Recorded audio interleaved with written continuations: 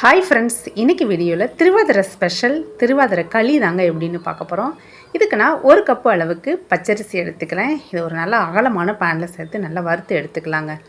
நல்லா கைவிடாமல் ஸ்லோ ஃப்ளேமில் வச்சு நல்லா இந்த அளவுக்கு பொரிஞ்சு வரணும். அரிசி ரொம்ப செவக்க வறுக்க வேணாம். இந்த அளவுக்கு பொரிஞ்சு வந்ததுக்கப்புறம் அதை வெளியில் எடுத்து ஆற வச்சிடலாம்.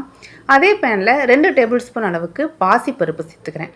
1 கப்பு ரைஸுக்கு 2 டேபிள் ஸ்பூன் பாசிப்பருப்பு கரெக்டாக இருக்கும். அதையும் சேர்த்து நல்லா செவக்க வறுத்துடலாம். இதையும் அந்த அரிசி கூடவே சேர்த்து அரிசி பருப்பு ரெண்டுமே நல்லா ஆறட்டும். இப்போ நம்ம வெல்லத்தை கரைச்சி எடுத்துக்கலாம்.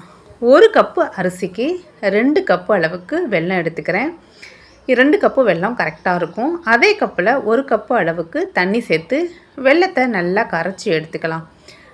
நல்லா வெல்லம் கரைஞ்சி வரணும். பாருங்கள், வெல்லம் நல்லா கரைஞ்சி வந்துருச்சு. இது அப்படியே ஓரமாக இருக்கட்டும். இப்போ நம்ம அரிசியை இந்த மாதிரி ஒரு மிக்ஸி ஜாருக்கு மாற்றிக்கலாம். அரிசி பருப்பு நல்லா ஆறுனதுக்கப்புறம் நம்ம அரைச்சி எடுத்துக்கலாம். மிக்ஸி ஜாருக்கு மாற்றி இது கூட 2 ஏலக்காய் சேர்த்துக்கிறேன். வாசனைக்காக 2 ஏலக்காய் சேர்த்து நல்லா ஃபைனாக அரைச்சிடலாம். ரொம்ப பொடியாக அரைச்சிடக்கூடாது. ரவையை விட கொஞ்சம் பொடியாக இருக்கணும். அந்த அளவுக்கு அரைச்சி எடுத்துக்கலாம். இப்போ ஒரு அகலமான பேனில் 1 கப்பு அரிசிக்கு 4 கப்பு அளவுக்கு தண்ணி சேர்த்துக்கிறேன். ஆல்ரெடி 1 கப்பு வெல்லத்தில் கரைச்சிருக்கோம்.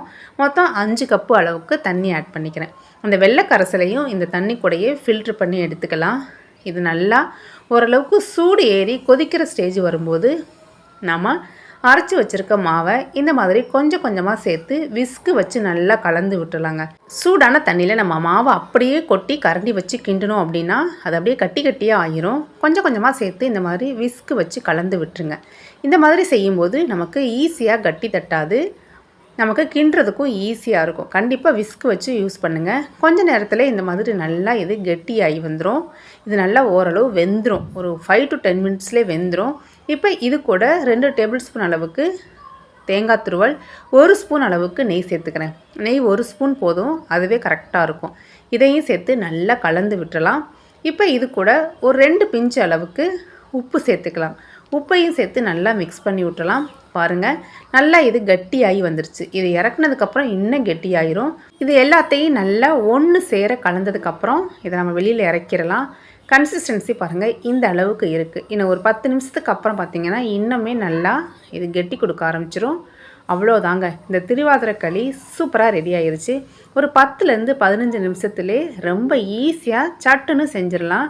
கண்டிப்பாக நீங்களும் இந்த திருவாதிரை டைமிங்கில் ட்ரை பண்ணி பாருங்கள். இந்த வீடியோ பிடிச்சிருந்துச்சுன்னா உங்கள் ஃப்ரெண்ட்ஸ் அண்ட் ஃபேமிலிக்கும் மறக்காமல் ஷேர் பண்ணுங்கள் ஃப்ரெண்ட்ஸ். தேங்க்ஸ் ஃபார் வாட்சிங்.